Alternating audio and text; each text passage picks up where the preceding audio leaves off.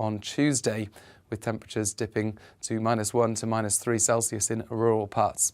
But a bright start to the day ahead of this feature, which is a rapidly deepening low pressure during Monday and the first part of Tuesday.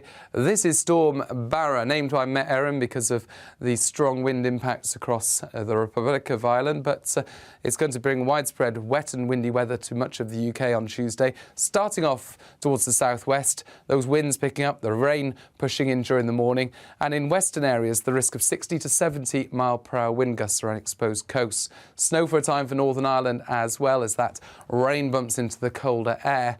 But the more significant snow is expected across parts of northern England and Scotland, where at lower levels there'll be some reasonable snow amounts, but over the hills 10 centimetres of snow is likely, along with blizzards, so some really treacherous conditions here. And as the strong winds move into Scotland and Northern Ireland, as well as northern England, the risk of disruption here in places. Wednesday stays unsettled with further rain and wind, turns quieter on Thursday. Canary Islands sponsors the weather. I'm Colin Brazier. I've reported from more than 70 countries around the world, covered wars from Afghanistan to Iraq, from Lebanon to the Balkans. I'm trying to bring that experience, that feel for events, to the studio. And something else. I'm ready to give an opinion. Today's stories with a spark. Brazier from 8 p.m. weekdays on GB News.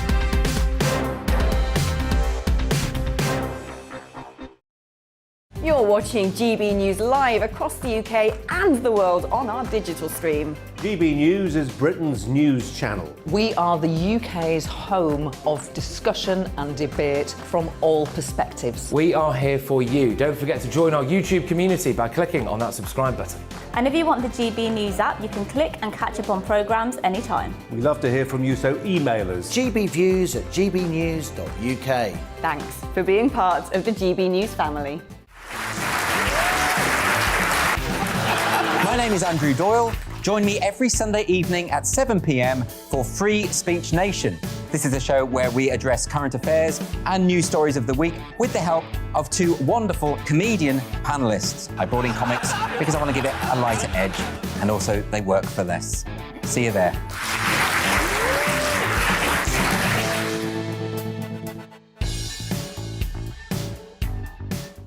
Join my show Farage, 7 p.m. till 8 p.m. Monday through Thursday, and there you will get opinion, analysis, debate, and I'll cover stories that nobody else dares to touch. And then for the last 15 minutes, talking pints. We're over a drink. We have a civilised conversation with someone. We very often disagree, but we do it in a grown-up way. Come and join me on Farage.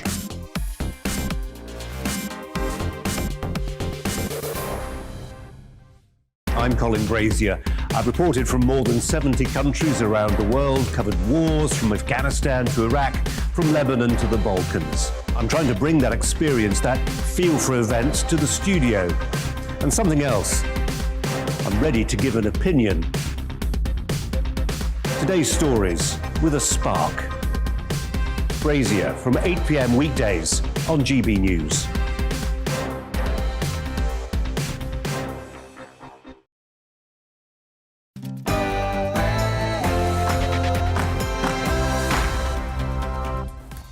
Welcome to On the Money, your weekday dose of economics, business and consumer news. I'm Liam Halligan. For the next hour, we'll be talking about the impact of the omicron variant on the travel industry, the government's plans to crack down on drug crime, and whether or not the UK's ongoing supply chain crisis will impact your Christmas. But first, it's the GB News headlines with Rosie Wright.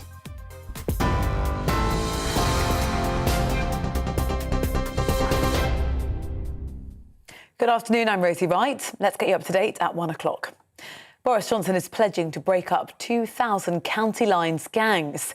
It's part of the government's £300 million drugs policy overhaul in England and Wales.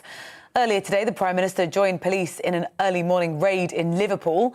Under the government's plans to disrupt the rural trade in Class A narcotics, recreational drug users could now face having their passports or their driving licences confiscated. And the question for the government is not just over the plans today, but the money that they've taken out of the system, millions and millions of pounds been taken out of the system over the years, and that has caused a lot of the problems. So I want to see the plans, I want to see the strategy, I want the Prime Minister to take responsibility for the money that's been taken out of criminal justice in the last 10 years that's caused many of these problems. The Education Secretary is going to make a statement to MPs later about the circumstances leading to the murder of 6-year-old Arthur Labinjo Hughes. A major government investigation is underway to look at safeguarding failings in the case. The Attorney-General's also launched a review into the sentences handed down to the couple who killed him. Arthur's stepmother, Emma Tustin, was jailed for life for his murder. His father, Thomas Hughes, was jailed for manslaughter. Safeguarding experts say the system of child protection needs rethinking. Safeguarding will only work if we work together, and that is so true. We need to work together in safeguarding. It's not just about reviewing. We need to actually put in place practical measures to ensure that practitioners can join up and have further oversight. One of the creators of the AstraZeneca COVID vaccine has warned future pandemics could be more lethal. Professor Dame Sarah Gilbert says scientific advances made during the coronavirus pandemic must not be lost. She also warned the Omicron variant may be more resistant to both current vaccines and natural antibodies. It follows reports that nearly 2 in 3 of those who are housebound are yet to receive their booster jab. I'd like to finish on a high note, but the truth is the next one could be worse. It could be more contagious or more lethal or both. We cannot allow a situation where we have gone through all we have gone through and then find that the enormous economic losses we have sustained mean that there is still no funding for pandemic preparedness. The former leader of Myanmar, Aung San Suu Kyi, has been jailed for 4 years for inciting dissent among the country's military rulers. She and her National League for Democracy party were removed from power in February in a coup. The ruling is the first in a series of cases brought against the 76-year-old Nobel laureate. Suu Kyi faces 11 charges in total. She's denied all charges. Thousands of people who are still without heating and hot water, well, they're bracing themselves for yet another storm. The Met Office have warned that Storm Barra will hit the UK on Tuesday with gale force winds of up to 50 miles an hour. Yellow wind weather warnings are in place across the country, and the Energy Networks Association said that over 3,000 homes were still waiting to be reconnected to power supplies after Storm Arwen first hit 10 days ago. Some Tesco warehouse workers and drivers are going to stage a series of strikes in a dispute over pay. More than 1,000 employees are going to take industrial action for several days from December the 16th in response to the company's offer of a 4% pay rise. The trade union Unite says this offer falls well below the current retail price index inflation rate of 6%. Every household in Wales is going to be given a free tree to plant in a government bid to try to help the environment. The Deputy Minister for Climate Change, Lee Waters, kicked off the scheme, digging a hole for his own sapling. The £2 million plan will see Welsh homes either choose a tree of their own or they'll have one planted on their behalf by the Woodland Trust. You are right up to date. I'll bring you the latest headlines at 1:30. Right now, Liam and On the Money.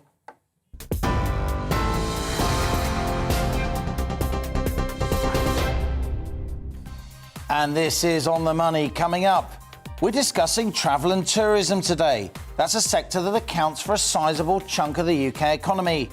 The Omicron variant is yet to kill a single person, according to the World Health Organization. And from what we know so far, the symptoms are much milder than previous COVID variants. Yet there are strict new travel rules for both incoming and outbound passengers. Today we're asking, have ministers gone too far? Plus, as the government releases its 10-year plan to crack down on drug crime, including the breakup of so-called county line drugs gangs, we'll be speaking to the Minister for Crime and Policing, Kit Malthouse, about what he's calling a once-in-a-generation strategy. And with Tesco facing possible goods shortages this Christmas given strike action at some of its depots, we hear about the state of UK supply chains from the inside, from none other than Andrew Baxter, the CEO of Europa, one of the UK's biggest logistics and distribution companies. I would say it's probably the most acute supply chain issues that I've seen, and supply chain costs have been rising very rapidly. There's a huge amount of disruption really that's come off the back of COVID. That's today's Money Talks interview later in the show. And as ever, send in your questions, opinions, suggestions. What do you think of today's debate? This is your show too. Email gbviews@gbnews.uk or tweet @gbnews. We'll be reading out some of your emails later in the show, so stay with us. This is GB News. I'm Liam Halligan, and you're on the money.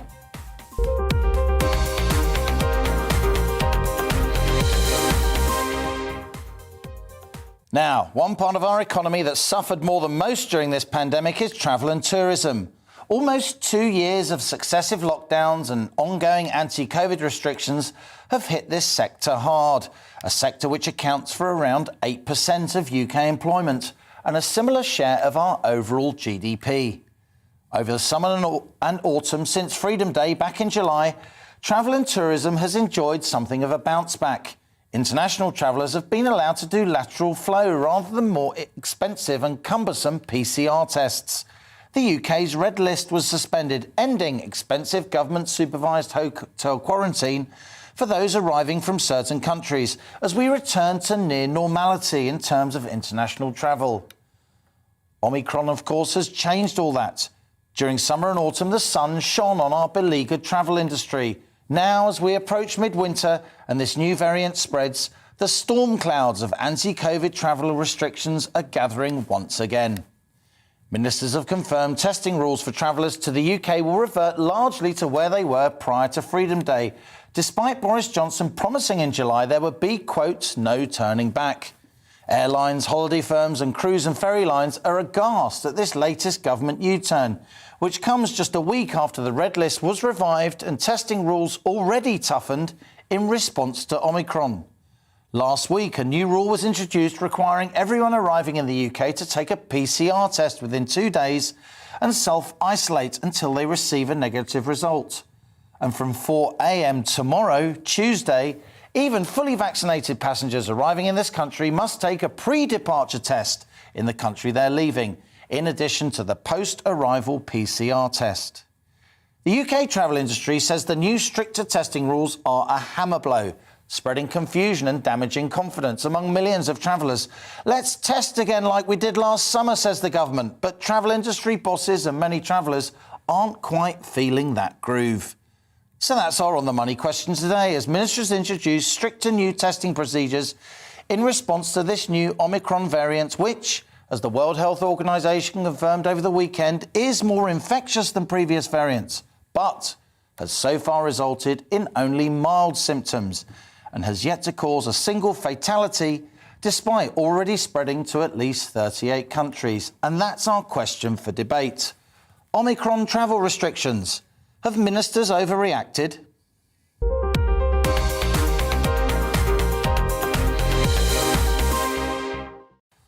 Here at On the Money, we do grown-up conversations with people who really know their stuff. And today, it's a pleasure to have in the studio Simon Calder, travel editor at The Independent, travel journalist, doyen extraordinaire. Great to see you. And another friend of the show, our On the Money regular, it's Helen Thomas. She's the CEO of Blonde Money. Great to have both of you here in the studio with me. Simon, joking aside, you have been covering the travel industry for many, many years. You're widely seen as the UK's most plugged-in travel journalist. What do you think of these new restrictions, and what do you think of how the travel industry is responding? Well, first of all, Liam, can I just say how pleased I am to see you, because until about 11 o'clock this morning, I thought I wasn't going to be able to make it. I flew in first thing on Saturday morning, took my test immediately so I could join you today. The testing company said 48 hours. It was rather more than that, but I've just escaped from self-isolation. So, yes, as you say, let's test again like we did last summer from May till September 2021, but with the added bonus, if you can call it that, of self-isolation between when you get in and when you have to take your PCR test. So this is, well, if you look at what the Deputy Prime Minister Dominic Raab was saying over the weekend, he said, we've got to do this because 80% of the population have been vaccinated. We don't want to spoil that. Go back to October and the Transport Secretary, Grant Shapps, says, it's great. We can open up everything. We're going to gradually ease everything. There's no going back because 80% of the population have been vaccinated. I mean, it is absolutely befuddling. So to answer your question, have ministers overreacted? I think they have. I don't know. I'm not an epidemiologist, but I do know for sure that this has totally destroyed confidence. Businesses, travel businesses around the country, you haven't got people walking in saying, oh, I'll tell you what, I fancy a Christmas and New Year break. Can you fix it for me? Or I want to set up my holiday for next summer. People have been going in or phoning up or going online saying, help. I've got a booking. I really can't afford the extra cost of testing or the risk that I might be stranded abroad. Can I have my money back, or can I postpone the trip? It is absolutely mad. And we've even had the date pushed back from when we get the next review. We thought it was going to be on the 18th, which will be a week before Christmas. It's now going to be just 5 days before Christmas. It's as though ministers think, oh well, travel's all right because people can decide 5 days before Christmas. Oh yeah, let's go away. Let's have a New Year's ski trip or something. It doesn't work like that. I tell you what, Simon, that's really interesting. You're a really moderate person. I'd usually put you down as somebody. You'd be very attentive of lockdown rules, very supportive of lockdown rules, and yet you're sounding a bit more sceptical. But I tell you what, hold that thought. Helen, we'll come back to you in one moment because we must just interrupt this programme because we're pausing this on the money because I want to bring you a very important story. Drug crime, which includes robberies and vandalism, costs England around £20 billion a year, but now illegal drug users could face losing their passports or driving licences as part of the Prime Minister's new 10-year plan to tackle drug-related crime. The plan, which aims to target wealthy professionals using Class A drugs, it's like heroin and cocaine, also allows for police officers to go through drug dealers' phones and contacts of their clients and then warn them against drug use. It's not just the middle class this strategy is tackling. Tougher measures will be put in place to break up county lines gangs altogether, and there will be increased funding for the 50 local authorities with the worst drug issues, including Middlesbrough, Blackpool and Liverpool. And here to tell us more about the plan is the Minister of State for Crime and Policing, Kit Malthouse. Minister, very good to see you on the show. Thank you for joining us. What would you say to those who argue that drugs like cannabis and so on aren't particularly harmful? If they are illegal, then it just means that people that use them have to come into contact with those county lines gangs which are purveying much harder drugs like heroin and cocaine. Well, Liam, what we know is that drugs of all kinds are essentially bad news, both for the individuals, but for society at large, and particularly for young people. And while obviously cannabis, we've seen changes in legislation in other countries, the experience has been mixed. As the Prime Minister said on the media earlier today, our view is that illicit drugs of all kinds are very bad, and we want to see them removed from society as much as we possibly can. Now, that means we have to have a twin-track approach. We have to have heavy and ruthless enforcement against those who supply the drugs, which is what we've been doing quite successfully, for example, on county lines over the last couple of years, with 1,500 lines closed, 7,500 people arrested. Importantly, 4,000 people rescued from being victimised in this particular trade.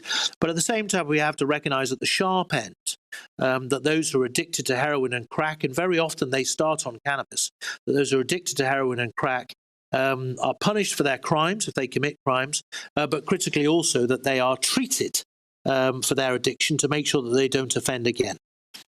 On the third strand, though, of the plan is to say to those people who are casually, without thought, taking drugs and not connecting their drug usage with the violence and degradation we see in the supply chain to get their cocaine or whatever it is to them, we need to connect them to that, and there needs to be some consequence that makes them change their behaviour. Are these new plans, Minister, an admission that up until now the Tories, your party, you've been in government a long time, either in coalition or with a majority, that so far you've been too soft on drugs? No, I don't think so. I think it's a recognition that drugs has changed. I mean, you know, Liam, you're obviously by background a financial journalist, and one of the things we recognise in the drugs industry that it's done to make money, to make profit. Right, this is a business, and what we saw over the first half of the last decade was a decline in drug usage. Now, that business, that industry reacted like any industry would. It produced a better product, made it cheaper, found new ways to distribute it, opened new markets through county lines, using technology to market their product. Now, we became concerned about the numbers 2-3 years ago. We commissioned Dame Carol Black to look at this issue from a comprehensive point of view. Alongside, we started our work on county lines to throw that industry back into its box, and also our ADDA projects, particularly the sharp end of heroin and crack addiction in places like Blackpool and Middlesbrough and Norwich, where they've got particular problems. That's all now coming together in this 10-year strategy with significant extra funding to try and make a difference on these numbers. Now, that is a reaction to a change in the market, to a change in the way that industry operates. And I hope we'll see the benefits in the years to come. I am a financial journalist, as you say, Minister, and what I see from where I'm sitting is I see a lot of police time and resource diverted to tackling the use of Class B and C drugs. Drugs that are being legalised in many US states, drugs that are now coming into within the law in not just the Netherlands famously, but also in Germany. Shouldn't we be really focusing on the drugs like heroin, like crack cocaine, that really damage people's lives, and bringing softer drugs within the law in order to monitor their strength, monitor their usage, and whisper it, get a bit of tax revenue from them? Well, Liam, first of all, we are going to be concentrating, as I say, at the sharp end. Those heroin and crack users who are driving nearly 50%, for example, of acquisitive crime, right, is robbery, burglary driven by drug addiction. And we'll concentrate there, making sure that we treat them so they don't offend. But on the cannabis issue, I think if you look around the world, you'll realise in those places that have legalised that the criminals don't go away. They start competing. They make it more convenient. They produce a cheaper product. They make it stronger. And in some parts of the world, like California, I think it's fair to say that the picture has been mixed, and in many people would say has been a disaster. And certainly we've seen in parts of the states where it's been legalized, so much oversupply that numbers have plummeted, and the tax revenue, which supposedly promised, hasn't materialized. Now, one of the things we've said we'll do over the next 10 years is build a world-beating evidence base. We need to look at the experience of other nations around dealing with these drugs and driving these numbers down. But fundamentally, you have to make a decision early on. Do you want more drugs in society or less? And we want less. Well, Minister, I certainly look forward to this new anti-drugs policy. And let's talk about the financial aspect in the months ahead. It'll be good to analyse it. But while we've got you here, we're talking about the travel industry here. We're talking to leaders of the travel industry, and there is a lot of concern that these new rules are an overreaction, these new restrictions, given that from what we know so far, the Omicron variant hasn't killed a single person. That's according to the WHO. And on current evidence, the symptoms are much more mild than existing variants. What do you say to travel industry bosses who have had a terrible couple of years and have now had a lot of the restrictions reintroduced post-Freedom Day? Well, it's tough. I acknowledge it's tough, Liam, and let's hope the numbers on Omicron, if that is correct, stay that way. Obviously, what the Prime Minister said, look, we need a three-week fire break. We'll put these restrictions in place just to make sure that we get ahead of the virus. We have a bit of space for our brilliant scientists at Porton Down to analyse the virus, fire all sorts of stuff at it, test it and see what the truth of it is. And then we'll be able to make some decisions about what we can and can't do. Some of those restrictions are obviously sensible, wearing a mask, that kind of stuff. Others are obviously a bit more of an imposition, particularly the testing on travel. We understand the imposition it is, but we do think it's a proportionate response, as they to buy us a bit of time so the scientists can come up with a view about how difficult this virus is going to be to cope with. And don't forget, right, that between Delta that we've been dealing with and Omicron, you will know, Liam, from your education, there are a lot of letters in the Greek alphabet in between. Now, they were all variants that didn't get anywhere. Right? And so let's hope this one is the same. But we just need a bit of space to do that. And I would urge everybody to recognise the proportionality of what we're doing and allow the scientists to come to their conclusion, which should happen in a couple of weeks' time. Minister, we're grateful to your time. We've interrupted our usual show to talk to you, and I'm glad that we did. Come back again soon. Kit Malthouse there, Minister of State for Crime and Policing. You're watching On the Money with me, Liam Halligan. After the break, we will be returning to our important discussion with our guests here in the studio. Simon Calder, travel journalist extraordinaire. Helen Thomas, she is the CEO of Blonde Money, will be welcoming Alistair Rowland. He's the chair of ABTA, no less, the Travel Association. So stay with us. You're On the Money. It's time to remind ourselves there's always another winter. Canary Islands sponsors the weather. Hi there. A spell of rain and, in some places, snow to come this afternoon, but followed on by bright spells and showers and a blustery breeze for all of us. That wind reaching gale force in the far northwest this afternoon as the rain clears eastwards. And in this part of the world, I think there's the risk of some snow falling for a time as the rain cools the atmosphere.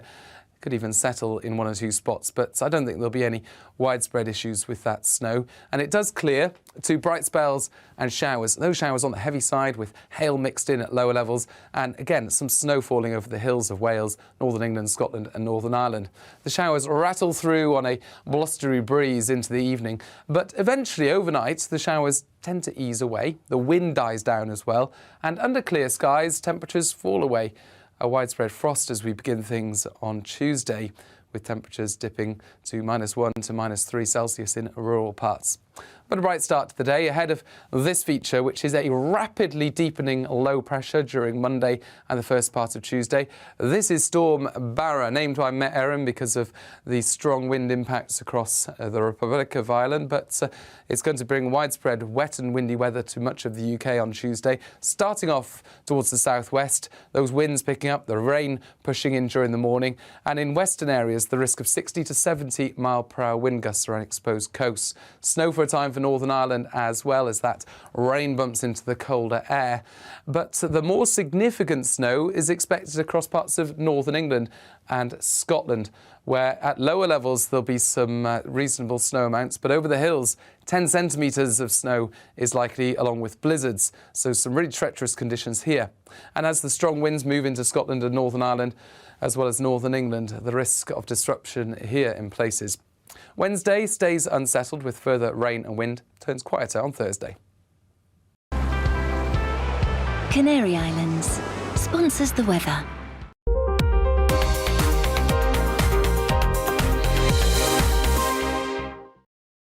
You're watching GB News live across the UK and the world on our digital stream. GB News is Britain's news channel. We are the UK's home of discussion and debate from all perspectives. We are here for you. Don't forget to join our YouTube community by clicking on that subscribe button.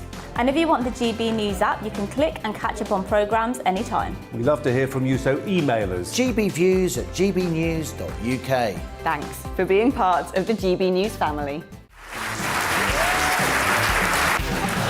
My name is Andrew Doyle.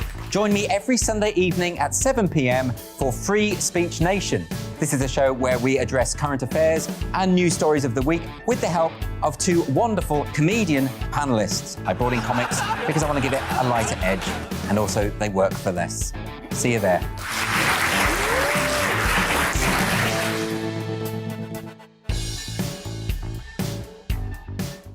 Join my show Farage, 7 p.m. till 8 p.m. Monday through Thursday. And there you will get opinion, analysis, debate, and I'll cover stories that nobody else dares to touch.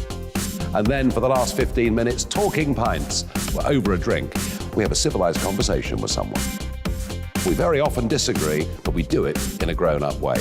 Come and join me on Farage.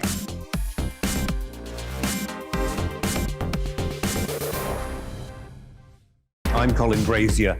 I've reported from more than 70 countries around the world, covered wars from Afghanistan to Iraq, from Lebanon to the Balkans. I'm trying to bring that experience, that feel for events, to the studio. And something else, I'm ready to give an opinion. Today's stories with a spark. Brazier from 8 p.m. weekdays on GB News.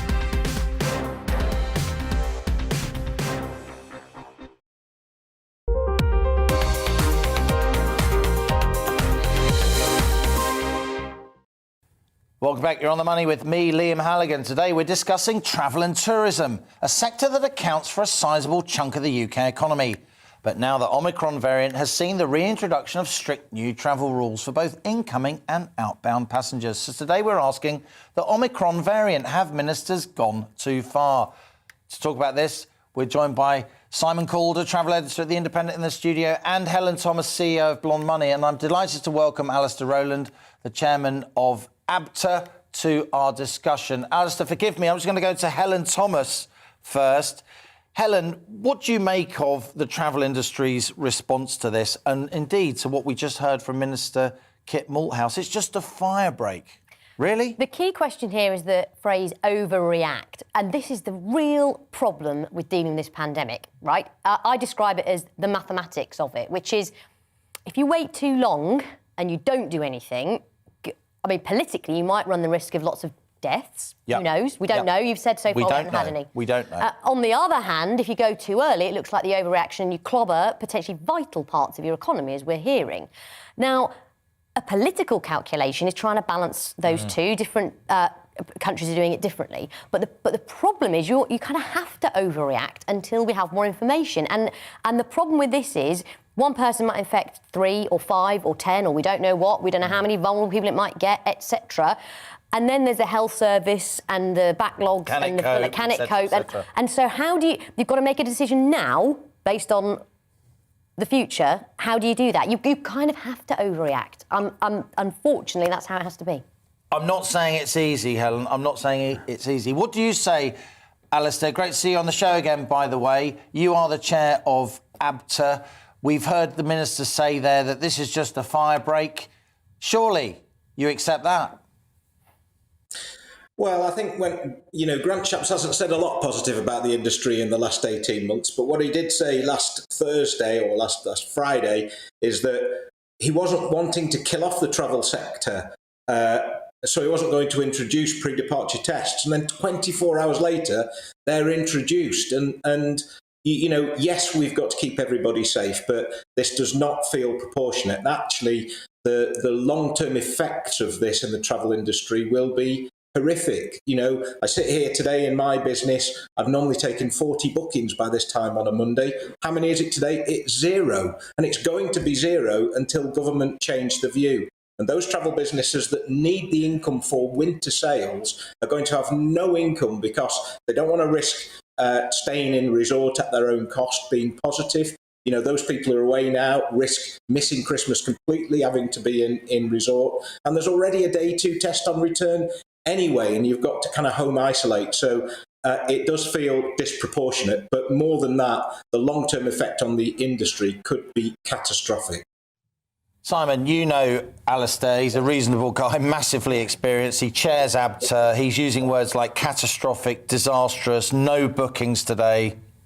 That's newsworthy, right? Oh, sure. Look, we used to have the absolute best travel industry in the world. More competition, more value, more choices, more horizons. The safest aviation industry on the planet. Absolutely fantastic. Let's hope that we keep the safety, but everything else has been pretty much destroyed. It is simply a question of how far down the European ladder we fall. Let's just take... But we're doing permanent damage to our travel industry. Well, obviously, I mean, people change their habits, OK? So apart from anything else, there's Alistair talking about he's got 0 bookings today instead of the 40 he would normally expect on a wet Monday morning. You wake up and you think, oh, I know. I'm going to book a holiday. Yeah, exactly. Nobody's doing that.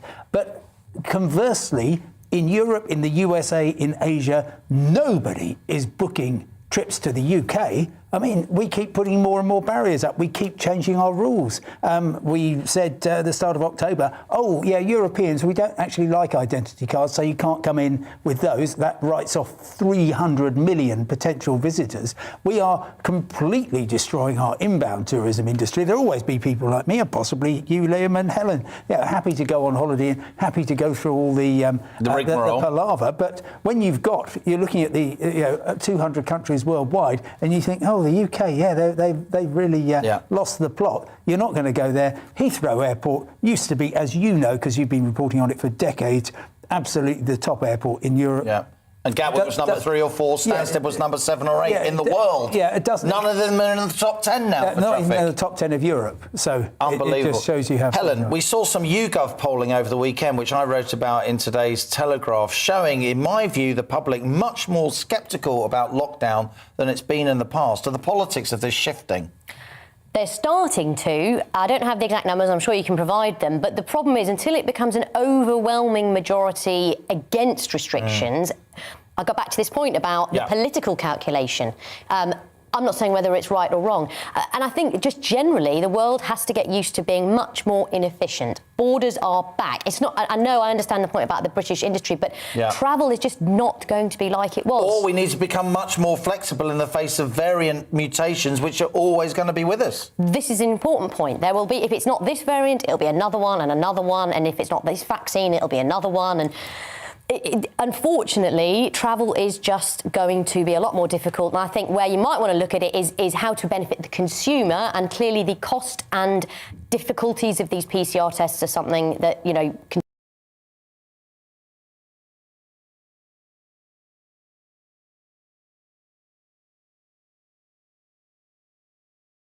Seconds in a lift with Boris Johnson. Go for it. I think Boris and the entire government have ignored the travel industry because it comes through largely Department for Transport. They understand airlines and there's been some support for airlines, but we have the best industry, as Simon calls out, you know, in the world, and people need the support from travel agents. Travel agents need the support now from government. They will largely fail this winter through lack of income, and government, for once, finally, have got to keep our industry alive. Thank you very much to my expert guest today, Simon Calder, travel editor at The Independent, Alistair Rowland, the chair of ABTA, and, of course, Helen Thomas, a.k.a. Mrs. Blonde Money. Good to see all of you, and thanks for taking the interruption from Policing Minister Kit Malthouse. I appreciate that. You're watching On the Money with me, Liam Halligan. Coming up, it's today's Money Talks interview with Andrew Baxter, the Managing Director of Europa Worldwide Logistics. We speak about ongoing issues with HGV driver shortages. But before that, here's the GB News headlines with Rosie Wright.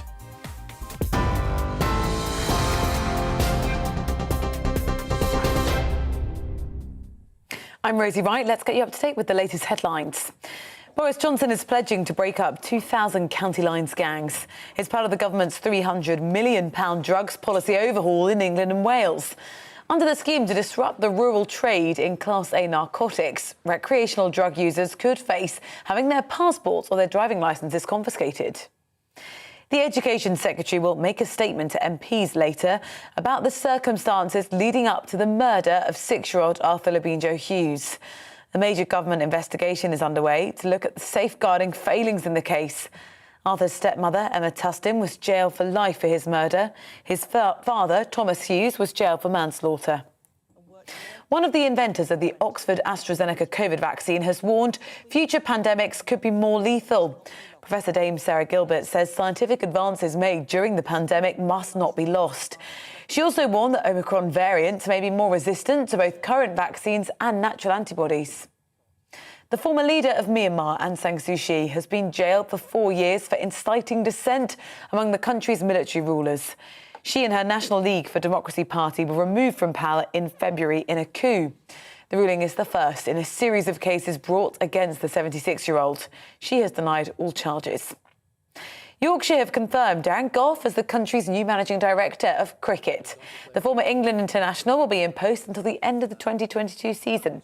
His appointment comes after Azim Rafiq's allegations of institutional racism in the club. The club's chairman, Roger Hutton, and chief executive, Mark Arthur, both stood down following the claims. You're up to date. I'll have more for you at 2 o'clock.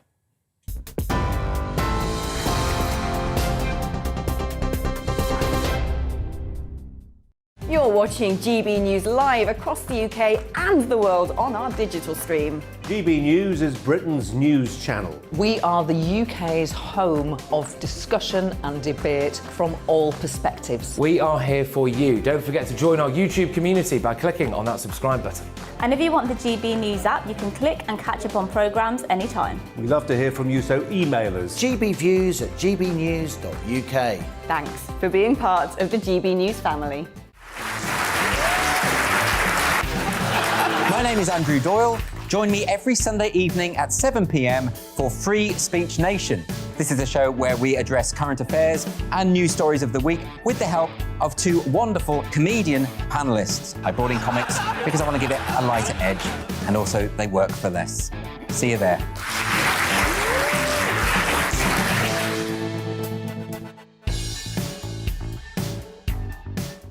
Join my show Farage, 7 p.m. till 8 p.m. Monday through Thursday, and there you will get opinion, analysis, debate, and I'll cover stories that nobody else dares to touch. And then for the last 15 minutes, talking pints. We're over a drink. We have a civilized conversation with someone. We very often disagree, but we do it in a grown-up way. Come and join me on Farage.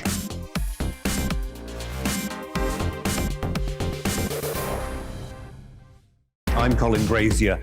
I've reported from more than 70 countries around the world, covered wars from Afghanistan to Iraq, from Lebanon to the Balkans. I'm trying to bring that experience, that feel for events, to the studio. And something else. I'm ready to give an opinion. Today's stories with a spark. Brazier from 8 p.m. weekdays on GB News.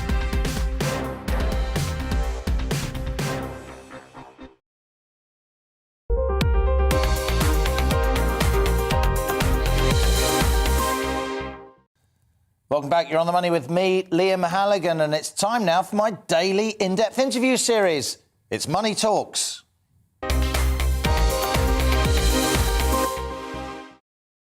Now, Tesco faces the prospect of some empty shelves over Christmas as warehouse and delivery drivers strike over pay, the Unite Union has warned. Over 1,000 HGV drivers and warehouse staff at 4 of Tesco's distribution centres have voted to strike from December the 16th. Meaning Britain's biggest supermarket must redirect supplies. The strikes are at depots in Didcot in Oxfordshire, Doncaster and Antrim and Belfast in Northern Ireland, and a further strike may happen at Tesco's biggest UK depot in West Lothian. Tesco's offered workers a 4% pay rise, up from an earlier 2.5% offer. But Unite says that with the retail price index now at around 6%, this amounts to a real terms pay cut. In a statement, Tesco told us, our distribution colleagues have worked tirelessly through the pandemic to keep products moving for customers. The pay offers a fair recognition of this, and one of the highest awards made within our distribution business in the last 25 years, building on our highly competitive pay and rewards package. The statement continued, we welcome the decision by our colleagues at the sites who voted against industrial action. But we're disappointed, said Tesco, that some have voted to proceed, and we have contingency plans in place to help mitigate any impacts. We've worked hard to deliver Christmas for our customers and are confident we'll be able to fulfil our plans. Now, this strike action at Tesco is just the latest supply chain pressure to hit the UK economy. For months, firms have been grappling with rising wage claims and shortages of both labour and supplies, as the global economy reboots after almost 2 years of successive lockdowns.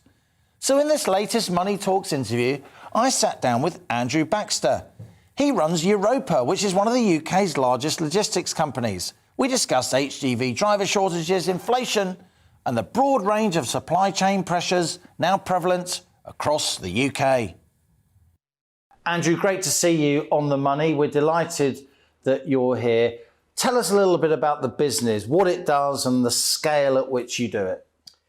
So we are a logistics company. Our biggest business is distribution of goods between the UK and Europe. We're pretty much the market leader for palletised distribution between the UK and the continent.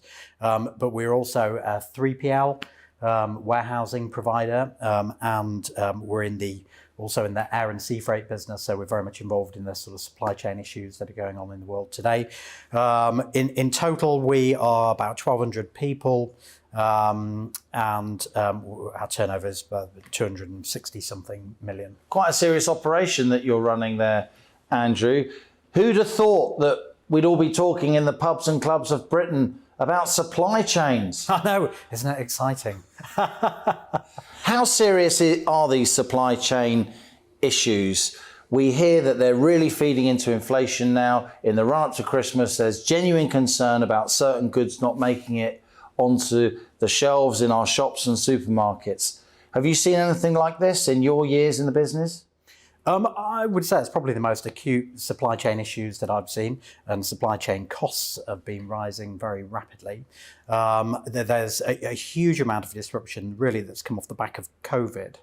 That's made a big impact in terms of containers coming in from the Far East in particular, container prices moving from $2,000 or $3,000 a box to $18,000. These are the huge metal boxes that you put on ships. Yes. So the price of those has gone through the roof really because of capacity issues.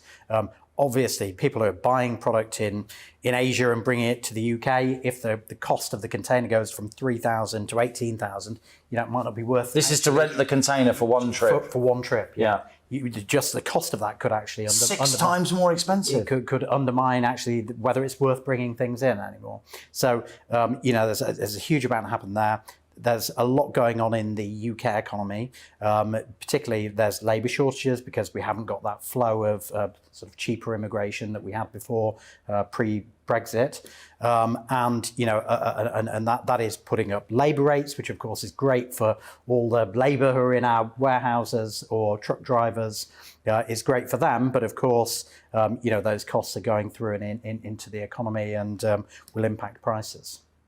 So you see a lot of inflation in the supply chain, Andrew. Are we through the worst of it yet? Or do you think inflation, which is currently 3.1%, the Bank of England saying it's going to peak at 5% in April 2022? Does that sound about right to you? What we see is something much higher than that. Wow. I would say my number one economic concern would be what is happening with inflation, and we see something running at a much, much higher rate than that. Of course, labour rates are going up very, very significantly, and there's real shortage in capacity in pretty much everything, in warehousing, in trucks, in everything, and therefore prices are shooting up, and we're having to pay much higher prices, and we're passing it on to our customers, and our customers are paying higher prices. It feels very, very inflationary. I don't think I'm exaggerating to say that you've got probably a better overall view of the British supply chain, given who you are and what Europa is, than almost anyone else in this country, if I may say so. And you're thinking that 5% inflation is an underestimate. It feels like a lot more than that, and certainly, in terms of supply chain costs, that they're rocketing up at a much higher rate than that. I would think double digit. And as business costs go up, input costs go up, logistics costs go up, in the end, they have to be expressed in consumer prices, don't they? They have to be, and I don't know whether I have a very good view of what's happening within the world of supply chain. Whether that skews my view of what's happening in the broader world, maybe it does. So, but certainly in the area I'm in, I can see, rapidly rising prices. Andrew, explain this HGV driver crisis to me. Why is it that there's such a shortage of people driving heavy goods vehicles in this country? Is it entirely a Brexit thing? Because we haven't been training enough HGV drivers, have we, for a long time?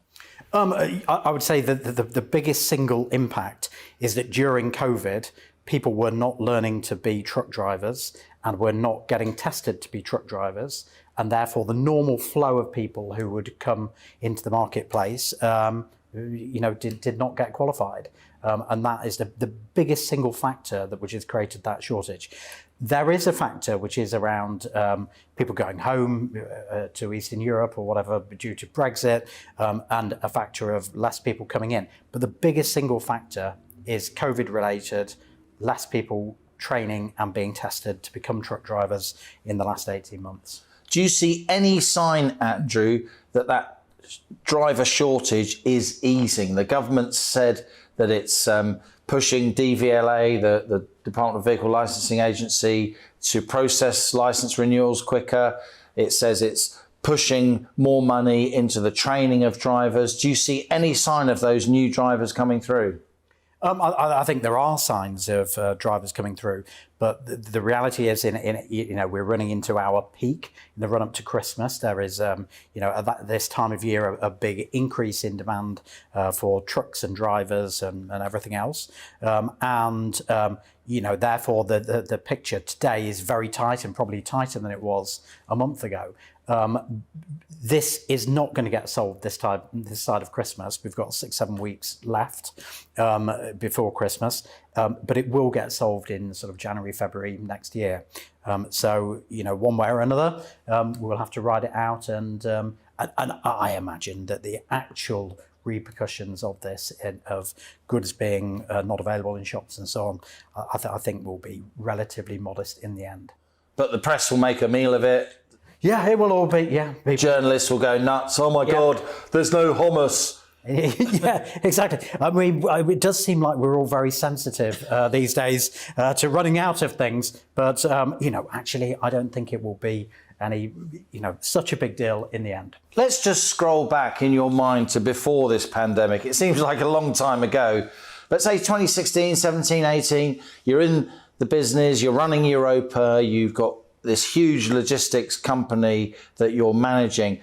Tell me about the state of the British logistics infrastructure for somebody like you who has such experience of mainland Europe as well. Our freight rail system, our roads, our ports. How good is British infrastructure for logistics? To what extent does it need to be upgraded? I mean, ultimately, people like me will always like a few more roads and more infrastructure. I think that there's no doubt that the UK is quite difficult from an infrastructure point of view.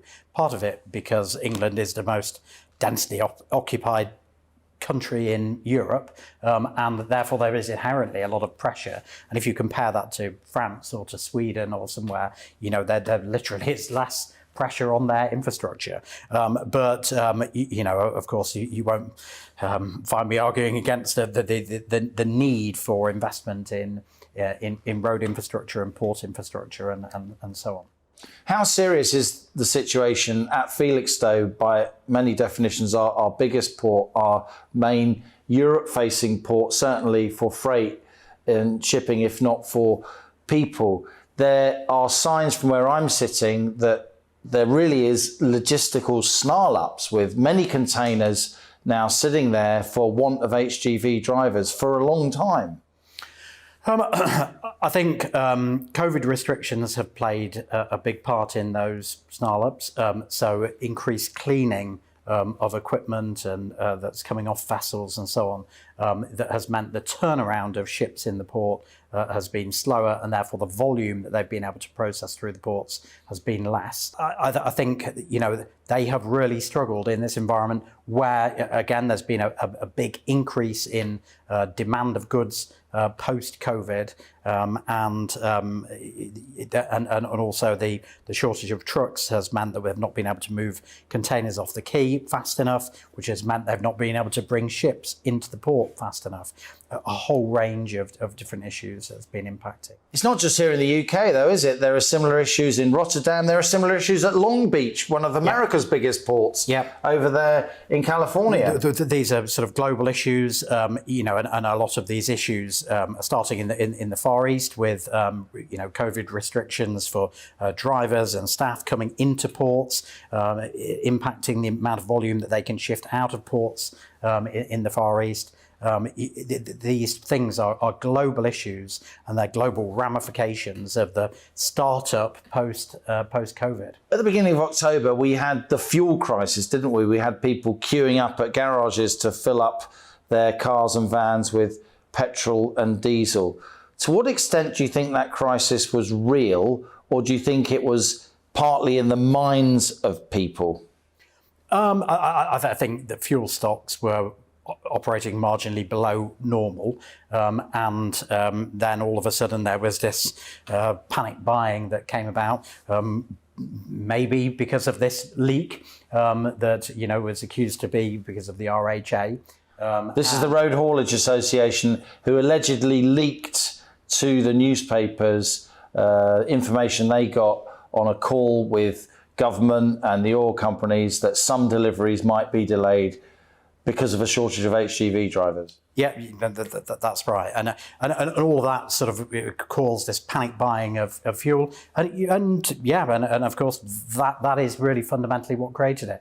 It's the same thing like toilet roll buying or any other panic buying. Of course, in supply chains that are based around a relatively smooth level of demand, of course, if you spike demand very quickly, then that will create a shortage. That can be the same in anything. But mainly those things are, have been created by panic buying. But this went on for quite a few weeks. Why didn't ministers say something? Actually, it's all fine. Calm down.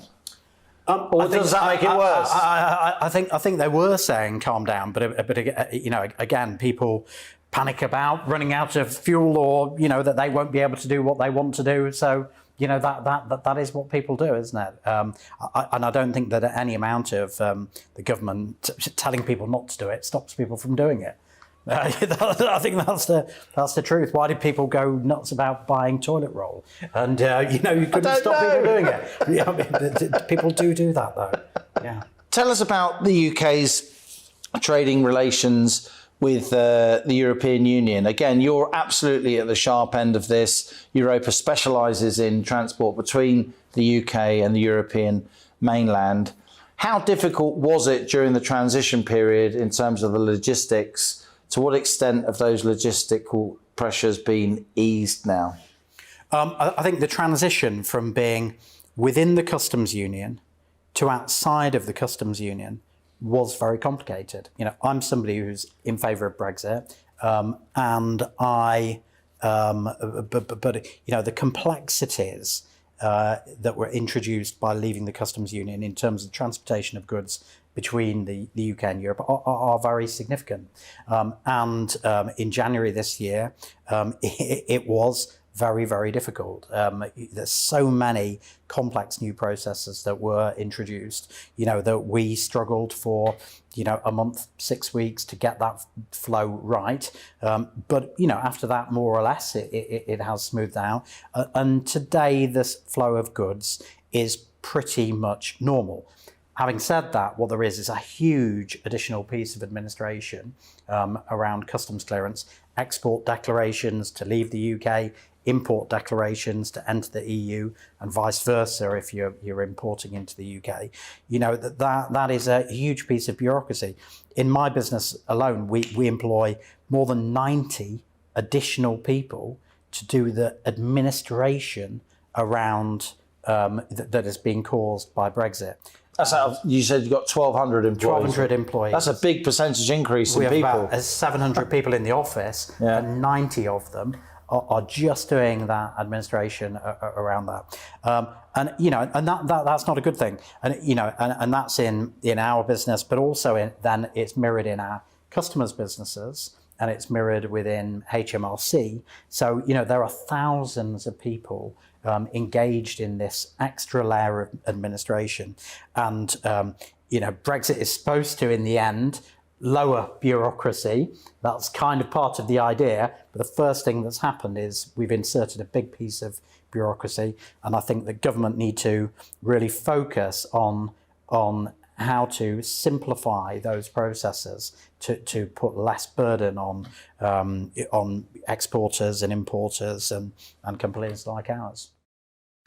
Now, that was the managing director of Europa Worldwide, a huge logistics company. That's Andrew Baxter. You can listen to the full 20-minute version of that discussion now on my Money Talks podcast on the GB News YouTube channel or via the Apple iTunes app. On Money Talks, there's many interviews with business leaders and policymakers. Check it out. Before we end the show, a couple of thoughts on the Omicron travel restrictions from you. Marjorie says, so the government's introduced costly and uncertain travel changes. Inevitably, the travel trade is upset. Can you envisage a new variant strategy that might get it right? Christine says it's just ridiculous. The majority of us are at least double vaccinated, triple vaccinated. What was the point? Everything needs to get back to normal now. This control has to stop. Gordon says travel companies are shooting themselves in the foot by changing final payment terms to 3 to 4 months in advance. Thanks for your messages. Do keep them coming. You've been watching On the Money with me, Liam Halligan. Thanks for joining me today. We'll be back for more economics, business and consumer news at 1 p.m. tomorrow. This is GB News. I'm Liam Halligan, and that was On the Money. It's time to remind ourselves there's always another winter. Canary Islands sponsors the weather.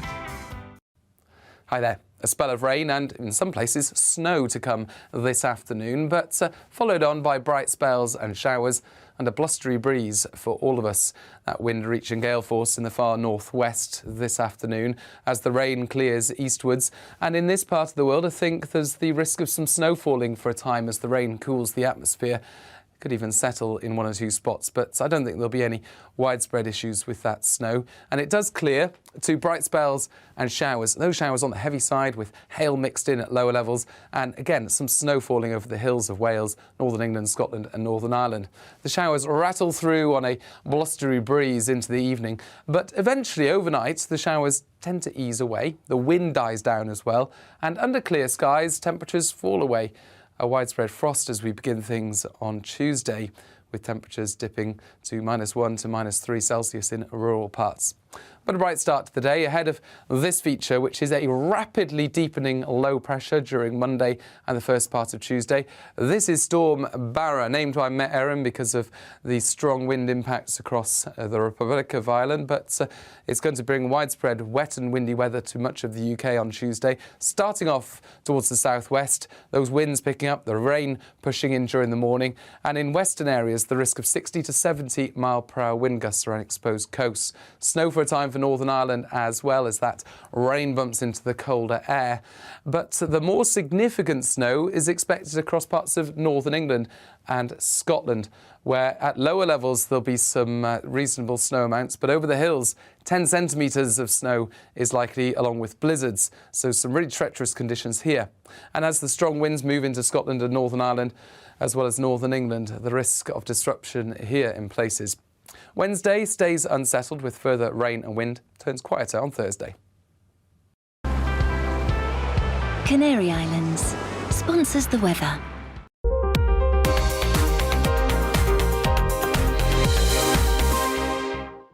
You're watching GB News live across the UK and the world on our digital stream. GB News is Britain's news channel. We are the UK's home of discussion and debate from all perspectives. We are here for you. Don't forget to join our YouTube community by clicking on that subscribe button. And if you want the GB News app, you can click and catch up on programmes anytime. We love to hear from you, so email us. gbviews@gbnews.uk. Thanks for being